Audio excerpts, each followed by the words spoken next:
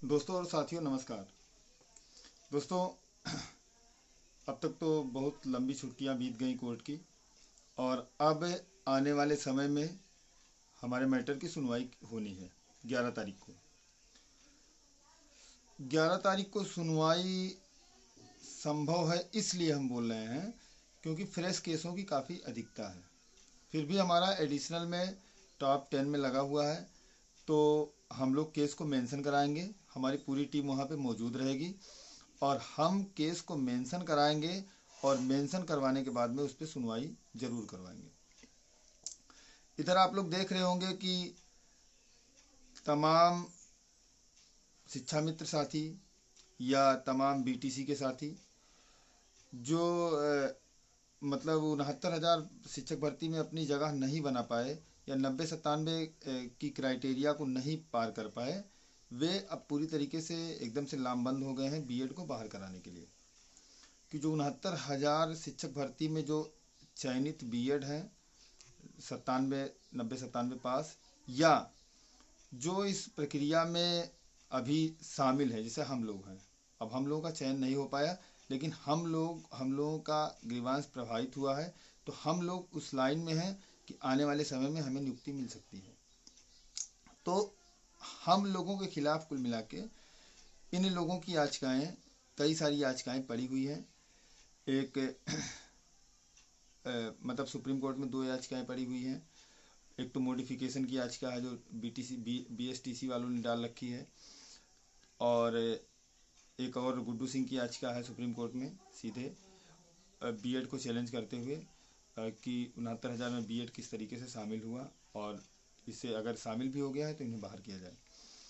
और लखनऊ में जो याचिकाएं पड़ी हुई हैं, तो अभी जो याचिकाएं पढ़ रही हैं उनको जो उनके वकील हैं वो इसी में टैग करा रहे हैं।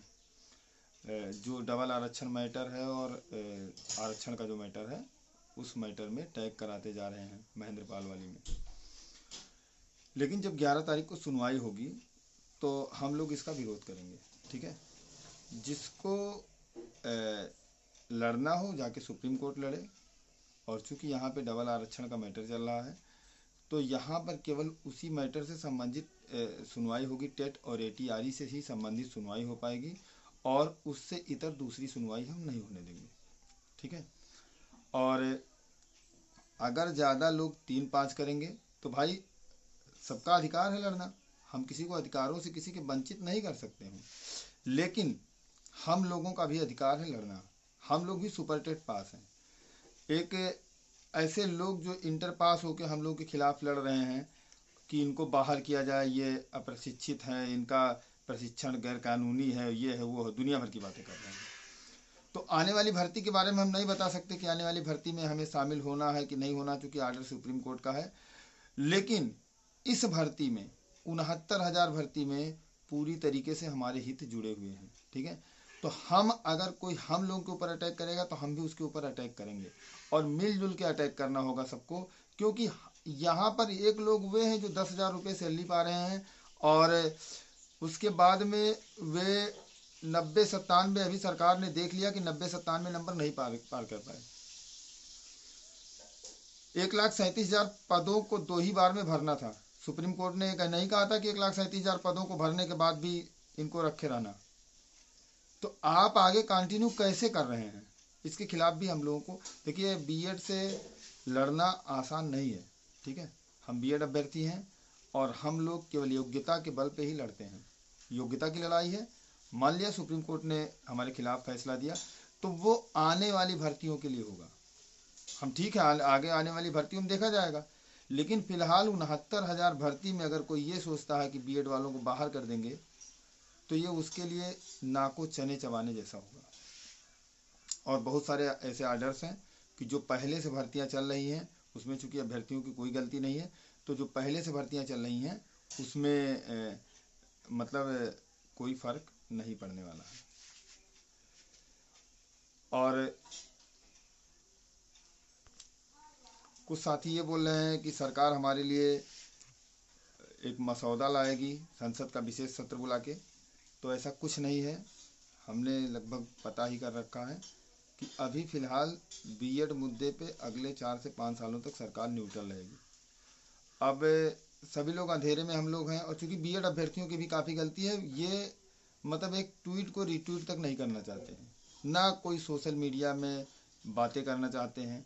बस एक ये है कि बस हाँ, बस दिन भर केवल हाल चाल लेते रहना है। अपने तरफ से कोई काम, ज्ञापन कार्यक्रम चलाया गया था, जो भी किसी ने भी मतलब बहुत ही कम लोग ऐसे थे जिन्होंने प्रधानमंत्री या मुख्यमंत्री को पत्र लिखा। तो आप भैया कुछ नहीं करना चाहते हो तो फिर आप टीजीटी की ही तैयारी करो। अगर टीजीटी की आएगी 200-400 वैकेंसी तो कर लेना, उसमें आप तैयारी करके निकाल लो, ठीक है। और रही बेसिक की बात, तो बेसिक में 69,000 में हमारा पूरी तरीके से ग्रीवांस है, और हम 69,000 में लड़ते रहेंगे, तब तक लड़ते रहेंगे जब तक हमें नौकरी नहीं मिल जाती।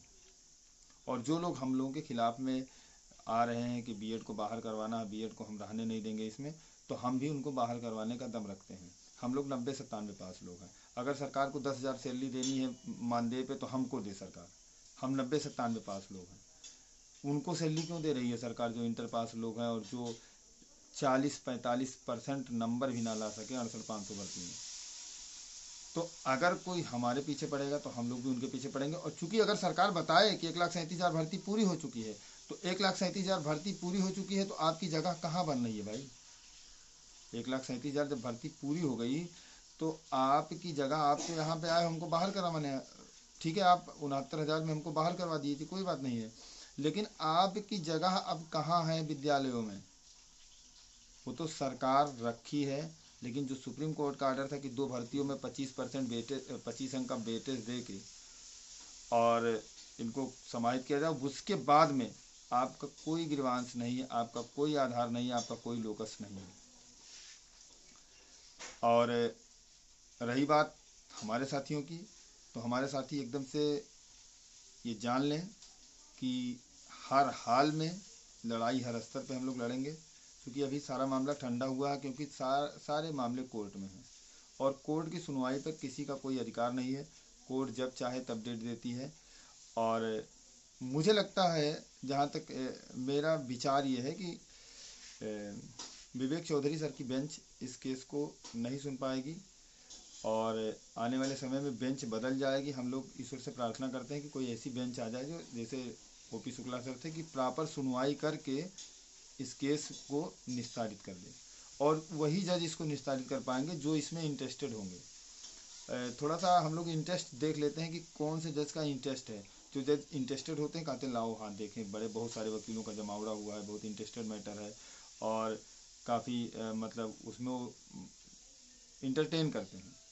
लेकिन जो जज इंटरटेन नहीं करता है कि हाँ लाओ फिर देखते हैं, ठीक है चलो बाद में आओ, 1 महीने बाद लगा दो, 2 महीने बाद लगा दो, ऐसे घड़ी की तरफ देखेंगे और कहेंगे ठीक है लगा दो इनका इतने दिन बाद, तो वो मतलब इंटरेस्ट नहीं लेते हैं, वो इंटरटेन नहीं करते हैं।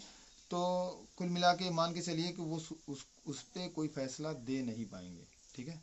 और ये मुद्दा बहुत ही पेचीदा मुद्दा है, और आज के समय में आप पता लगा लीजिए कि सरकार के सीधे सरकार के सीने पे चढ़ के ये मुद्दा बोल रहा है। आप ही की वजह से बीएड का अभी ब्रिज कोर्स नहीं हो पा रहा है, क्योंकि बीएड का ब्रिज कोर्स तभी होगा जो चयनित हैं जब आप प्राइमरी में लगेंगे, ठीक है। और सरकार भी जानती है कि इस भर्ती में हमने बहुत सारी गलतियां कर दी हैं, उस गलतियों को किस तरीके से वो मॉडिफाई करेगी, किस तरीके से उसको संभालेगी रायते को, वो सरकार का काम है। सरकार इस रायते को संभाले, लेकिन फिलहाल हम पूरी तरीके से सुरक्षित हैं। हाँ, जो चयनित साथी हैं, वो चयनित साथियों द्वारा जो मतलब एक अभियान चलाया जा रहा है कि एक तरीके से बचाने के लिए और उसकी मॉडिफिकेशन की याचिका के सामने वकील खड़ा करने के लिए, उसकी जो गुड्डू सिंह की याचिका उसके खिलाफ वकील खड़ा करने की, तो आप लोग उनकी मदद कीजिए भाई। देखिए, हम लोगों के लिए चयनित साथी ये सुन लें कि हम लोगों के बल पे ना रहें, हम लोगों को खोने के लिए कुछ नहीं है, ठीक है। हम लोग एकदम समझ लीजिए जान पे खेल के लड़ रहे हैं, लेकिन आप लोगों के लिए खोने के लिए बहुत कुछ है। अगर आप लोग बहुत ज़्यादा पैसे बचाने लगेंगे, एक वे लोग हैं यार कि जो 10,000 रुपये कमा के और करोड़ों रुपए जुटा के आपके खिलाफ 3 स्तर पे लड़ रहे हैं, और आप 50,000 रुपये सैलरी ले रहे हो, उसके बाद में 1,500 रुपये भी नहीं दे रहे हो यार। मतलब अपने लोगों को, हम लोग भैया किसी से कोई हमने पहले बता दिया कि एक धर्मेंद्र मिश्रा नाम का खातेदार है, वो मैं नहीं हूँ, वो दूसरा कोई है, ठीक है। हम लोग का मुख्य मुद्दा, हम लोग की मुख्य लड़ाई इस समय डबल आरक्षण है। और ज़रूरत पड़ने पे हम, अगर देखिए हमको कोई हमारे खिलाफ आएगा तो हमें भी उसके खिलाफ लड़ना पड़ेगा।